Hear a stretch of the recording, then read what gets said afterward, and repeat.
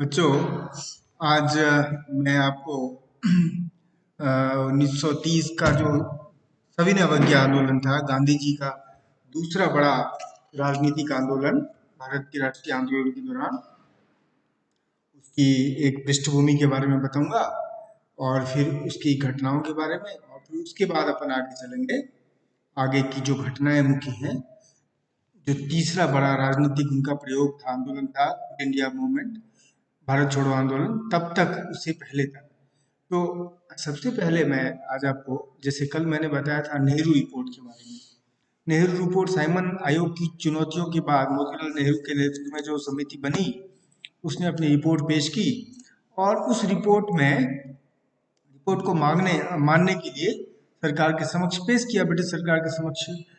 और गांधी जी ने कहा कि इसको ब्रिटिश सरकार स्वीकार करे, अन्यथा कांग्रेस राष्ट्रीय आंदोलन को नए सिरे से शुरू करने पर बाध्य हो जाएगी। और इस बार उन्होंने एक प्रकार से ये भी एक चेतावनी दी कि इस बार जो कर नहीं देने का है, कर नहीं देने का आग्रह आंदोलन के दौरान लोगों से किया जाएगा और सरकार के साथ सरकारी कानूनों की अवज्ञा की जाएगी। तो इसके कारण ये हुआ, लेकिन सरकार ने नेहरू रिपोर्ट को नहीं माना और उल्टे दमन चक्र तेज कर दिया। अनेक गिरफ्तारियां होने लगी, बहुत ज्यादा, और इस तरह से अंततः बाध्य होकर कांग्रेस को पुनः विचार करना पड़ा। 1929 में लाहौर में कांग्रेस का अधिवेशन शुरू हुआ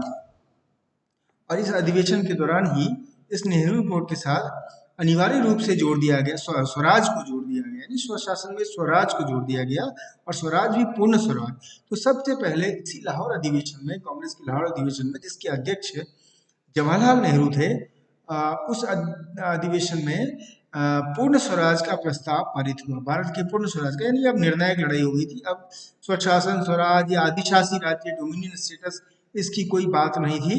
अब तो पूर्ण स्वराज की मांग कर दी गई थी और इसी के तहत 1929 में 31 दिसंबर को ये प्रस्ताव पारित हुआ और ये तय किया गया कि प्रतिवर्ष 26 जनवरी को जो है वो स्वाधीनता दिवस मनाया जाएगा। तिरंगा फहराया गया देश भर में तदनुसार। और ये भी जानना बच्चों को सूचना होनी चाहिए, जानकारी होनी चाहिए कि उसी 26 जनवरी की याददाश्त में बाद में 26 जनवरी को ही भारत का संविधान लागू किया गया था। तो 26 जनवरी को स्वाधीनता मनाया गया 1930 में। इस बीच में क्या हुआ, फरवरी माह में कांग्रेस कार्यकारिणी की बैठक साबरमती में हुई, साबरमती यानी अहमदाबाद, साबरमती। और वहां पर कांग्रेस की कार्यकारिणी ने गांधी जी को अधिकृत किया कि आंदोलन करें और तय करें कैसे क्या करना है। गांधी जी ने 11 अपनी मांगे रखी ब्रिटिश शासन के समक्ष कि इनको मान लिया जाए, कार्रवाई की जाए, अन्यथा वो आंदोलन करेंगे। अंग्रेजी सरकार ने उन मांगों को नहीं माना, उनको इग्नोर किया और उल्टा जो है वो दमन चक्कर चला। अनेक स्थानों पर जो है वो ये आंदोलनकारी और राष्ट्रवादी अरेस्ट किए जाने लगे, अत्याचार हुए। अंततः जो इन 11 मांगों को न मानने के बाद गांधी जी बाध्य हुए और 12 मार्च को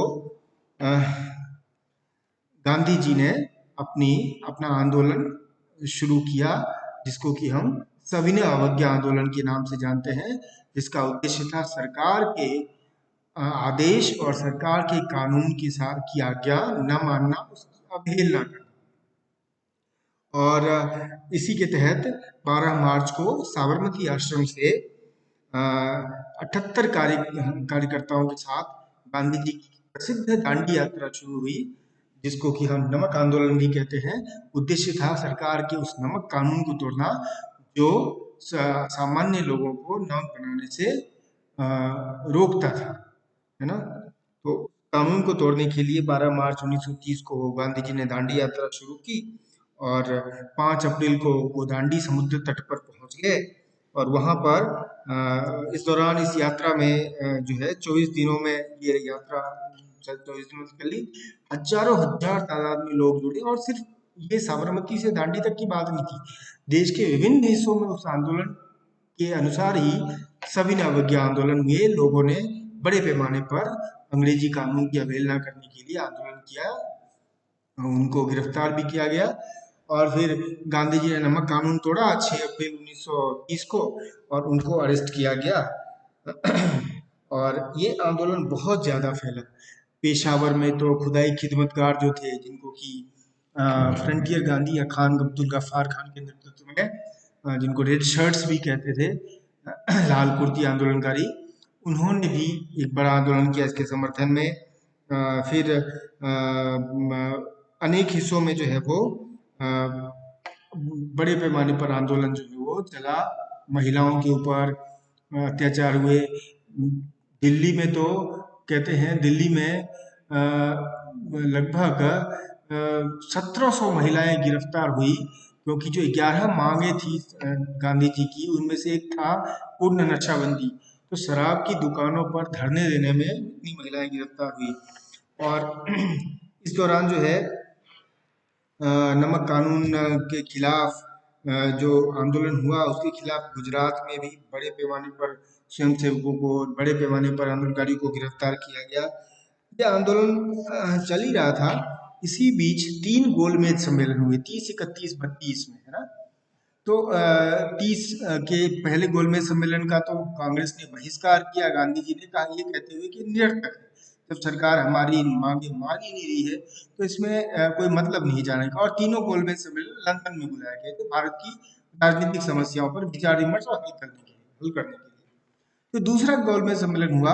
उससे पहले गांधी इरविन पैक्ट हुआ। गांधी और तत्कालीन जो गवर्नर जनरल थे, इरविन, लॉर्ड इरविन, उनके बीच में एक समझौता हुआ, जिसमें ये कहा गया कि गांधी जी तत्काल आंदोलन स्थगित करें, गोलमेज सम्मेलन में भाग ले और फिर उसके राजनीतिक समाधान का के प्रयास किए जाएंगे।